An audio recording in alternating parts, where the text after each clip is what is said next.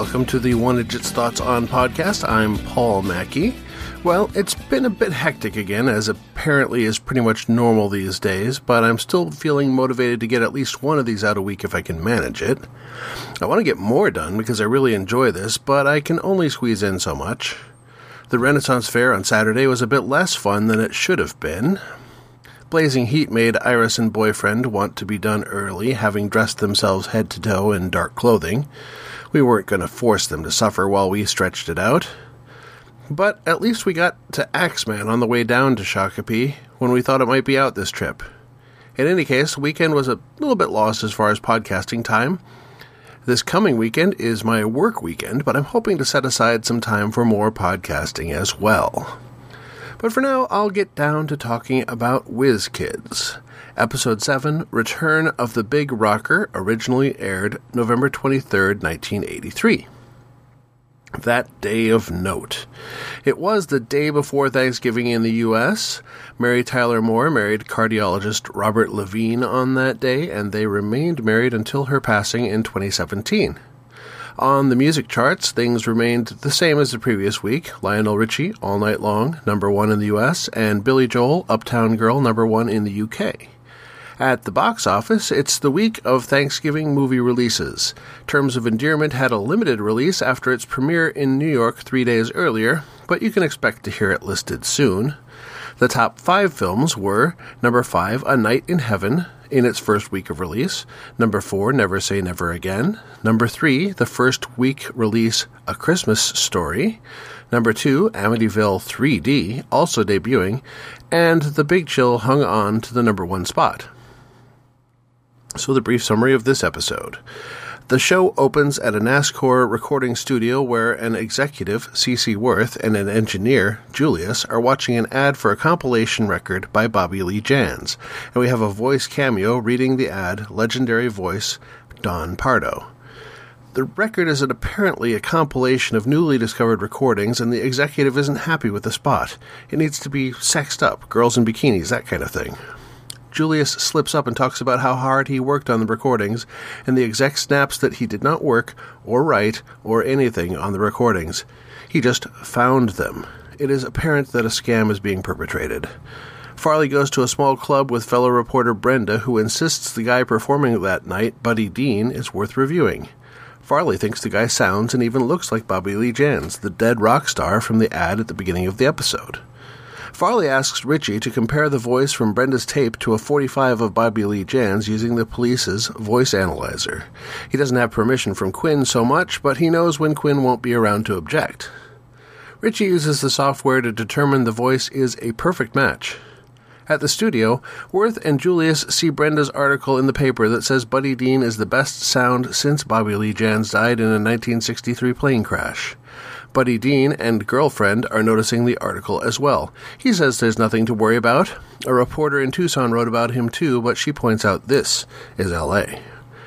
That night, Worth goes to the club in a limo and checks out the act, leaving just as Farley enters. On his rotary dial car phone, the executive calls and reports that it really appears to be Bobby Lee Jans, saying they need 2 guys to head down the next day. Farley confronts Buddy Dean about his findings, and he says to stay out of his life. The next day, NASCAR Music Rentals is swapping out pianos at the club. They claim it's policy, but the owner never had that done before. In the truck, the NASCAR guys get out a NASCAR fingerprint kit and pull prints from the piano keys.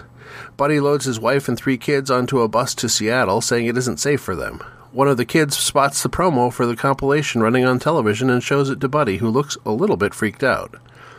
Richie's mom reminisces when the promo plays at the Adler house, and Richie puzzles over why she and her date would have had the radio on in a drive-in movie theater.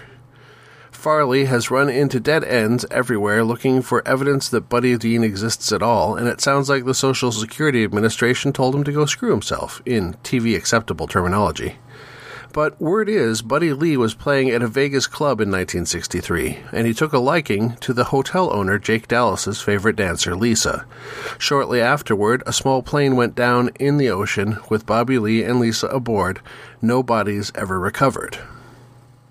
The prints come back for Worth, confirming Buddy is Bobby Lee, and Worth is worried he will come out and say the newfound recordings are fakes.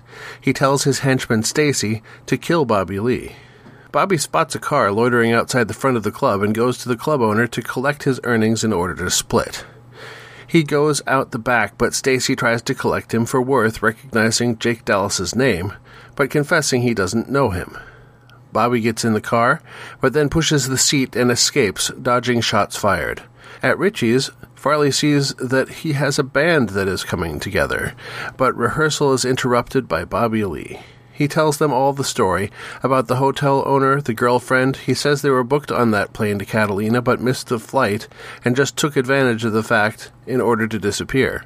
Farley points out that Jake Dallas has a wife and 4 kids, and it seems unlikely he'd be holding a grudge 20 years later.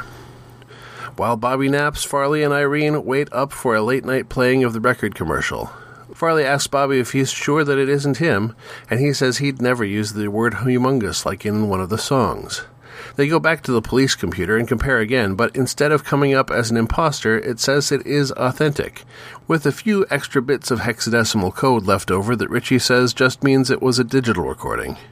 Farley arrives at the NASCAR studio and interviews Julius and Worth. He catches Julius in a lie, as he says the word humongous was first used in 1967, and the word couldn't have been sung by Bobby before his death.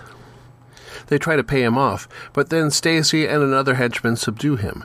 They start asking where Bobby is, and then tie him up to torture him in a recording booth with loud, painful sounds. At Richie's, a faked phone message has everyone concerned. Farley never calls himself Lou. They show Quinn that the voices match but show digital recording artifacts. He has a hard time understanding. Bobby explains the faked album problem as well. Worth and Julius use their tech to fake a call to Quinn that he finds believable. The gang decide they need to infiltrate NASCAR on their own. Bobby poses as a manager in a cowboy hat, and they are the band. They audition amongst a bunch of other bands, all while Farley is only a few rooms away being tortured. Julius rejects them having all the wrong sound, and they leave to snoop the building. They find the voice-mimicking tech and Farley's portable recorder nearby and decide that he must be there. They use the tech to phone Quinn as Farley and ask for help. They find Farley and subdue the bad guys by causing a mini-riot confrontation between metal rockers and punk rockers until Quinn arrives. In the end, Bobby Lee is able to resume his career in front of a packed arena. And my favorite line... Wait, what's that? Sounds like a moose in heat. Let's check it out. The who is query. Okay, so in a perfect world, someone out there has already been looking at everything I'm covering and has been rubbing their hands waiting for this moment. I have had synergy between Whiz Kids and Rockford Files before, both being major network series, really only approximately 9 years apart, or technically even only 3.5 years from the end of one to the start of the other. So that kind of thing isn't surprising. Technically, we even have one of these in this episode, with Sal Viscuso, who made an uncredited appearance in the Pursuit of Carol Thorne episode of the Rockford Files, covered back in November in episode 6 of the new One Idjit's Thoughts On, once I started appearing on the Nimlas feed. What I was not expecting to find was a tie between Whiz Kids and Gravity Falls. This one is not a common cast member exactly, though. I found one of the cast members for this week's Whiz Kids, in point of fact, the titular Big Rocker, that may have been an inspiration for one of the characters on Gravity Falls' Little Gideon. It is, of course, noticeable that Little Gideon is a boy psychic in text, but a boy evangelist in subtext. Marjo Gortner was one in real life. Marjo was born Hugh Marjo Ross Gortner in 1944, and at 4 years old was ordained a Pentecostal minister. His parents then toured him on the revival circuit. The story was that he had had a vision from God in a bath and began preaching. He was compelled to repeat that story when asked, and later claimed his parents enforced it by subjecting him to mock drownings, as beatings would leave bruises. He was forced to learn scripture passages and sell healing items to believers. At age 16, the family reportedly had money in excess of $3 million, but his father disappeared, and so did all the money. Reportedly, the rest of his teen years were spent as a beatnik. He had trouble in his 20s reconciling his childhood with what he had become.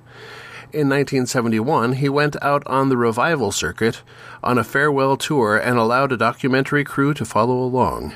Backstage, he was revealing the tricks of the trade to the filmmakers. The documentary, Marjo, won the Academy Award for Best Documentary in 1972. Marjo took his performance prowess, gained from years of evangelical work, and pursued careers in music and acting. He had a role in the pilot episode of Kojak, and played the main non-natural disaster antagonist in the movie Earthquake. In the 1980s, along with Whiz Kids, he appeared on Circus of the Stars, Fantasy Island, The A-Team, Matt Houston, Airwolf, T.J. Hooker, and 17 episodes of Falcon Crest as a hoax psychic medium villain. He worked for many years as the producer of celebrity sports international golf tournaments and ski events to raise money for environmental and civic concerns, retiring in 2010. That week in tech. Well, clearly at the police station, the voice analysis computer was mocked up on screen to make sense for a TV audience, but I did recognize a pretty interesting little piece of tech at that workstation. It was a brand new product for 1983, a portable record player with no turntable, called the Soundburger, marketed under the name Mr. Disc in the U.S. It's manufactured by Audio-Technica of Japan. You place a record into the player, select the speed, and then the stylus tone arm folds in under the cover when not playing. It is battery-operated, with a battery life of approximately 12 hours. You may have noticed I'm speaking in the present tense right now. That's because Audio-Technica re-released the Soundburger in 2022 to celebrate the company's 60th anniversary with a limited run of 7,000 units. And that sold so well, there is a current production model available. Back in 1983, it ran on 3 C-cell batteries and today has a rechargeable lithium-ion battery. In 83, the unit weighed 2.6 pounds, and today it weighs in at just 32 ounces.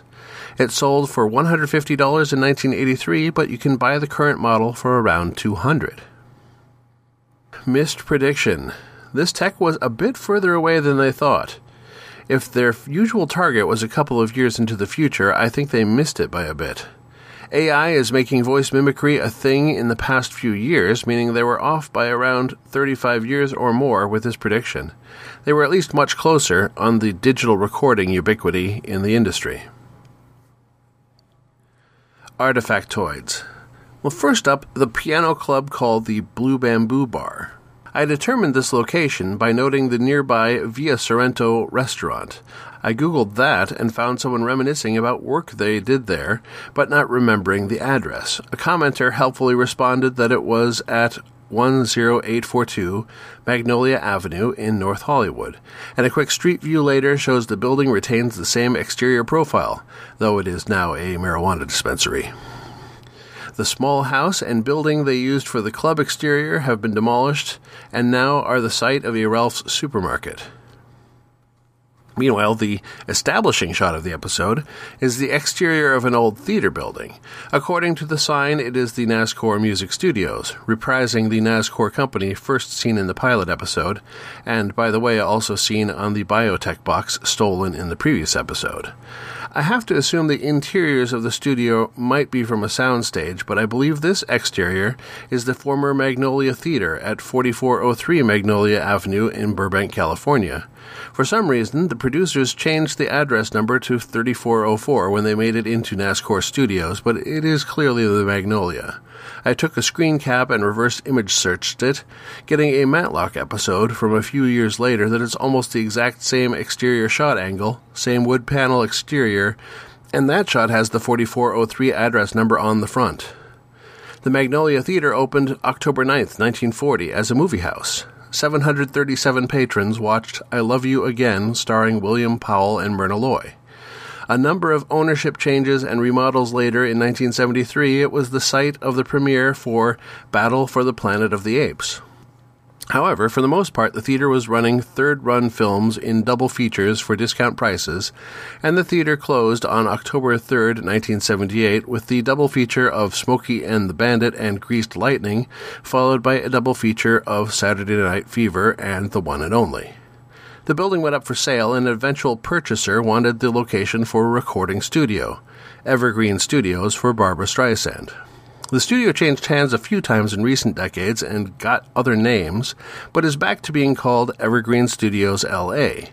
The exterior of the building was used in 2016 as the location of the Van Beek Club in the movie La La Land.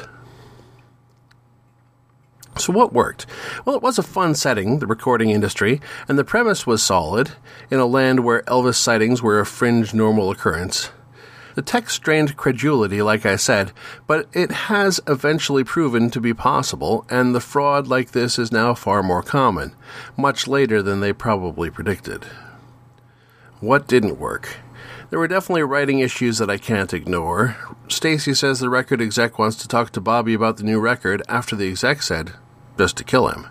Stacy said he didn't know Dallas, and in the next scene at Richie's, he still seems to think Dallas is the one who ordered a hit on him. Next time, Whiz Kids, Episode 8, The Wrong Mr. Right. I have been mildly spoiled to know this is a computer dating episode, and I'm supposing that I will be sure to do some research into the history of that technology for next time. Happy hunting! You've been listening to the One Idjit's Thoughts On podcast, produced by Paul Mackey in association with Nimlas Studios. Any short clips of audio from shows is included under fair use for commentary purposes, and copyright for that content remains with its original copyright holders. The theme song is Too Good by Jack Mangan and is used by his generous permission. One Idjit's Thoughts is produced under a Creative Commons Attribution, Non-Commercial, No Derivatives 4.0 International License. You can find more episodes of this podcast and many other fine podcasts at nimlas.org. You can contact me by emailing idjitcastpodcast@gmail.com or commenting on episodes at nimlas.org.